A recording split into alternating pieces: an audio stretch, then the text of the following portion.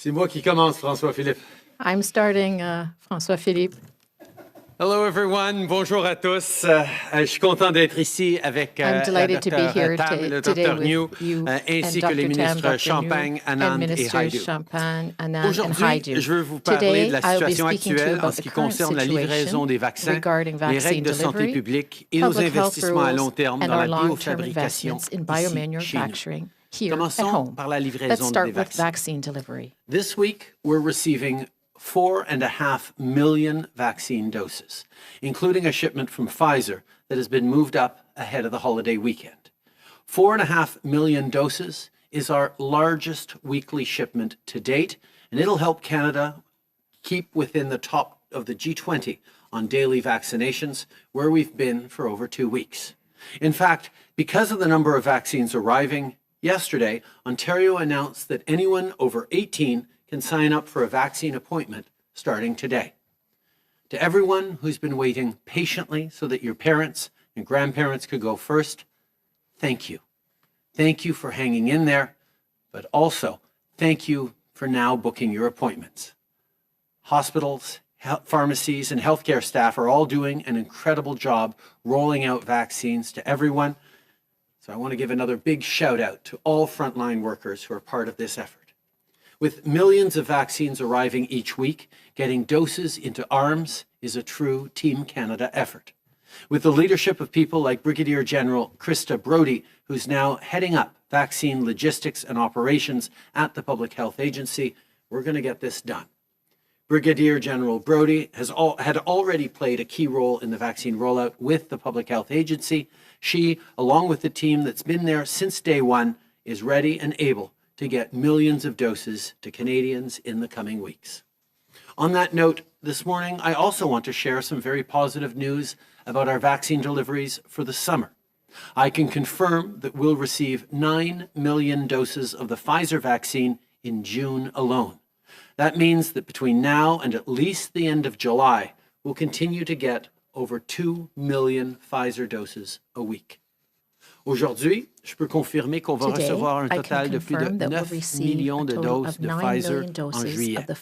D'ici la fin juillet, on va continuer de recevoir plus de 2 millions de doses de Pfizer chaque semaine. La vaccination progresse rapidement. Cette semaine, on va recevoir 4,5 millions de doses, notre plus grand nombre de doses en une semaine à ce jour. Ces doses vont contribuer à maintenir le Canada dans les premiers pays du G20 en matière de vaccination quotidienne, une place qu'on occupe depuis 2 semaines déjà. Ces nouvelles sont encourageantes et voici ce que ça signifie pour vous et votre famille.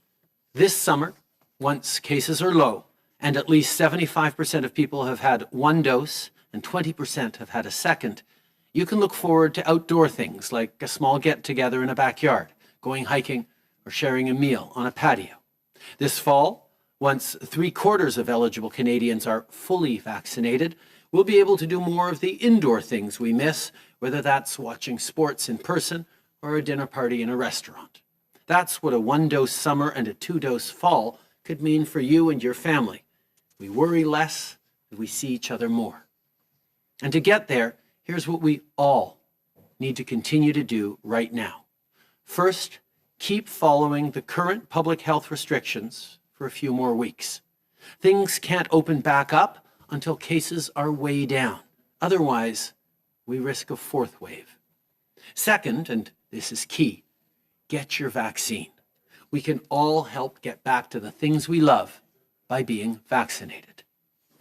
Notre priorité est d'assurer votre sécurité et celle de votre famille. À court terme, on doit vaincre la COVID-19.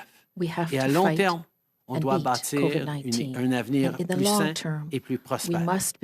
Aujourd'hui, j'annonce qu'on va investir près de 200 millions de dollars dans la compagnie Resilience Biotechnologies afin de renforcer notre capacité de fabriquer des vaccins et des produits thérapeutiques ici au Canada. En soutenant des installations et des compagnies pour qu'elles puissent travailler avec les nouvelles technologies, on positionne le Canada à la fine pointe de l'innovation dans le monde entier. Et c'est essentiel innovation pour in the qu'on soit world. prêt à And faire that's face à essential toute crise so that we can sanitaire face future. any future health Today's crisis. investment of almost $200 million in Resilience Biotechnologies will not only boost Canadian manufacturing, it will also support good Canadian jobs. This funding will maintain and create 500 well-paying, full-time jobs at the Resilience facility in Mississauga, positions that people can rely on to provide for their families. It will also mean 50 co-op spots, which will help young people get their foot in the door in a growing sector. To rebuild from this pandemic, we're investing in Canada, in workers, in innovation, and in the future. Que ce soit pour créer des emplois dans le secteur de la Whether it's biofabrication creating ou jobs in the soutenir les entrepreneurs, biomanufacturing sector on a un or plan supporting pour rebâtir un entrepreneurs, Canada plus we have a fort plan et to plus build a stronger, sécuritaire safer pour tous. Canada for La everyone. dernière année a été difficile, This last year mais des has been jours difficult, meilleurs but nous better attendent. days are ahead. Merci. Je cède maintenant Thank la you, parole au and I'll ministre give the floor Champagne. now to Minister François-Philippe. Champagne. Thank you, Prime Minister, for the introduction. Bien heureux de me joindre à vous aujourd'hui à I'm partir delighted to de join you today Shawinigan. from Comme le Shawinigan. Premier ministre As l'a the Prime souligné, Minister has nos said, objectifs our durant la objectives pandémie ont during été the clairs. pandemic have been D'abord, de clear. protéger la First of all, santé et la protecting the sécurité des health and Canadiens et des safety Canadiennes, of et Canadians aussi de and nous assurer ensuring que nous that serons we will plus be more résilients pour resilient le for the futur. future. To fully appreciate the importance of today's announcement, as outlined by the Prime Minister, we simply need to look to the past. As we have seen, our biomanufacturing sector had been in decline for almost 4 decades. At the outbreak of the pandemic, we lacked the capacity needed to attract the mass production of COVID-19 vaccines. But one thing is clear, Canada is well positioned to grow its leadership in the life sciences sector. We have the talent, we have the entrepreneurs, and we have the ecosystem to help this sector grow. That's why we have taken strategic immediate action with a long-term vision, as we outlined with the announcement today. Since March 2020, we have invested well over $1 billion in rebuilding our domestic biomanufacturing sector. And in budget 2021, we doubled down on this commitment with $2.2 billion towards growing a vibrant domestic life sciences sector again. We are helping dozens of Canadian firms expand and are attracting foreign investment in Canada, as we are announcing with Resilience today. Nos investissements permettront d'accroître la Our compétitivité investments du will help Canada make à Canada l'échelle more internationale competitive dans le internationally secteur in des the life sciences de la vie. sciences sector.